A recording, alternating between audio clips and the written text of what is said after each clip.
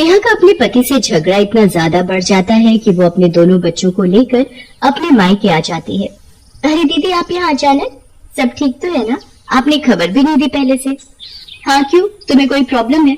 अभी मेरे mummy papa जिंदा हैं यहाँ। अरे नहीं दीदी, आप गलत समझ रहे हो, मुझे क्या दिक्कत होगी? कहकर नेहा अपने कमरे में चली जाती है।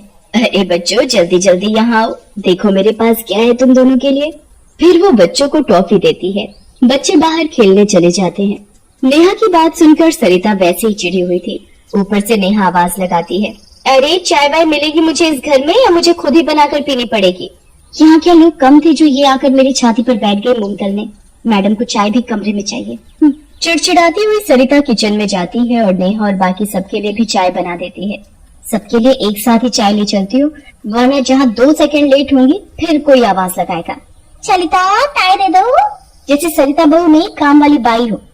टंडनाती हुई सरिता सबको चाय नाश्ता कराती है और सास से कहती है, माँ जी अब मैं थोड़ी देर सोने जा रही हूँ, प्लीज मुझे कोई डिस्टर्ब नहीं करना, और आपकी लाडली बेटी को कुछ चाहिए हो तो आप खुद ही करके दे देना प्लीज। तभी नेहा के बच्चे वहाँ आकर नानी नानी करने लगते हैं। नानी नानी, मम्मी टीवी देख रही है और मामी सो रही है, आप ही नहला दो हमें। हाँ मेरे बच्चों, क्यों नहीं, नानी है ना, चलो मेरे साथ। नानी दोनों बच्चों को बाथरूम में नहलाने ले जाती है। तभी अचानक नानी का पैर फिसलता है और वो सर के बल वहीं फर्श पे गिर पड़ती है। सर में गहरी चोट लगने की वजह से उसकी मौत हो जाती है और वो चुड़ैल बन जाती है। चुड़ैल बनकर भी वो उन दोनों बच्चों को नहलाने लगती है। बड़ी देर हो गई, ये बच्चे कहाँ निकल गए? टुट्टू, फ्रूटी, कहाँ हो दोनों? पता नहीं ये नालायक बच्चे कहाँ निकल गए, बिल्कुल अपने बाप पर गए हैं।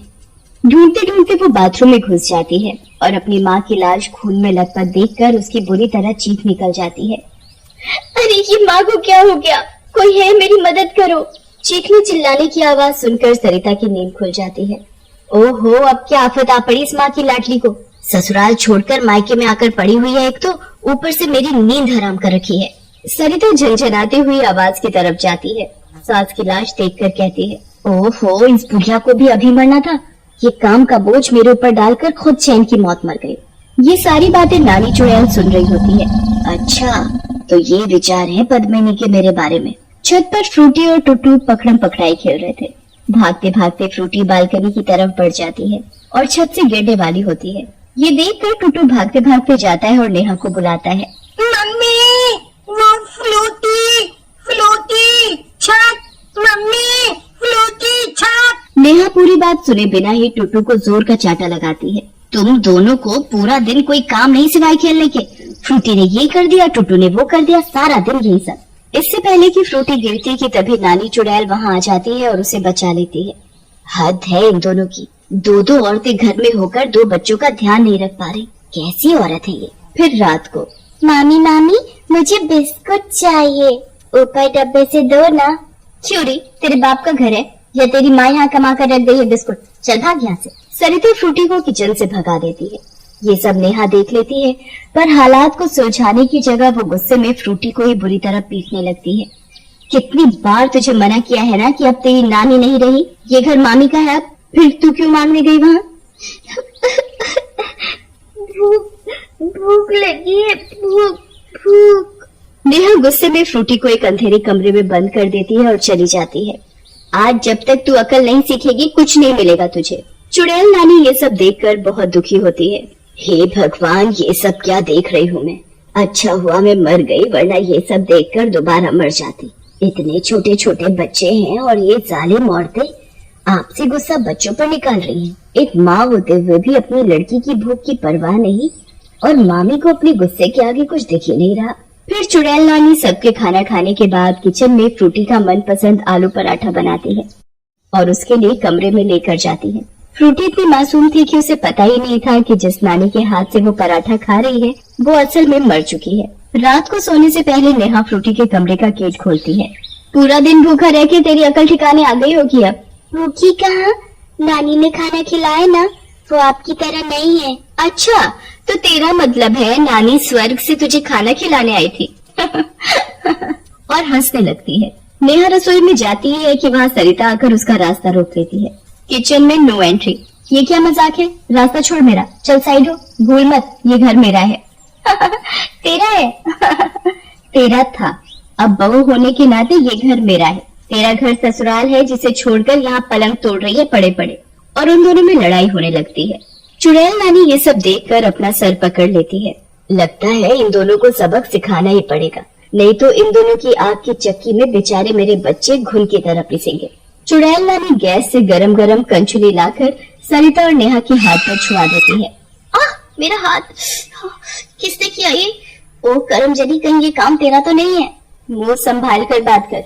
तूने खुद मेरा रास्ता रोक रखा है और कह रही है मैंने जलाया है। अरे बेवकूफ, अगर मुझे जलाना होगा तो पूरी कढ़ाई खौलते तेल की तेरे पर पलट दूंगी। बड़ी आई।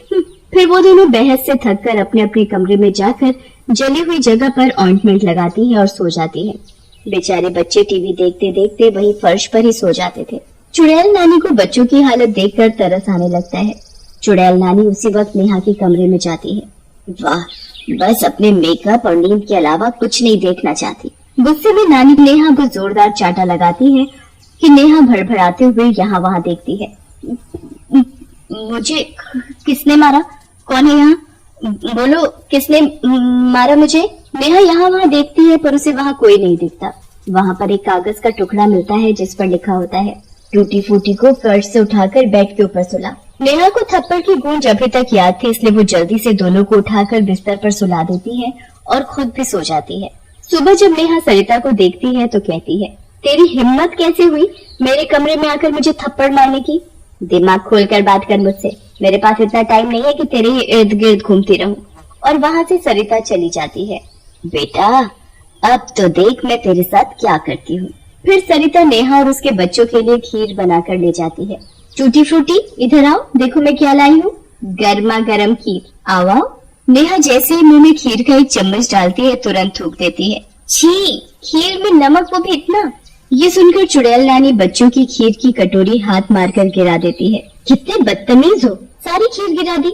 ये सुनकर चुड़ैल नानी और गुस्से में आ जाती है और एक डंडा उठाकर लाती है और डांटेगी मेरे बच्चे को। चल डांट, डांटना। सरिता को डंडे की मार तो महसूस हो रही थी पर कोई दिखाई नहीं दे रहा था। कौन है? कौन है? सामने आओ मेरे। कौन है? पर चुड़ैल नानी रुकने का नाम ही नहीं ले रही थी।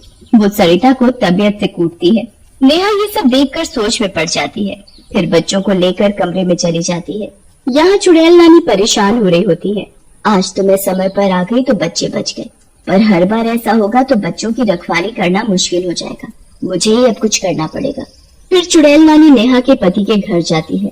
बेटा सुनो। कौन है? कौन है वहाँ? सामने आओ मेरे।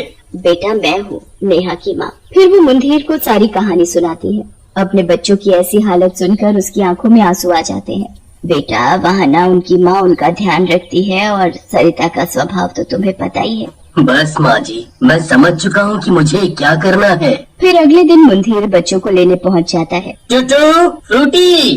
पापा पापा पापा पापा। चलो बच्चों, पापा के साथ अपने घर चलो, पापा आपको लेने आए हैं। तभी नेहा वहाँ आती है। जी मैं भी आपके साथ चलना चाहती हूँ, मुझे भी ले चलिए और मुझे माफ कर दीजिए। बेटी का घर फिर से बसते देख चुड़ैल नानी खुश हो जाती है। नेहा के जाने से अब सरिता भी ढंग से रहने लगती है। अब चुड़ैल नानी कभी कभी बच्चों से मिलने चली जाया करती थी।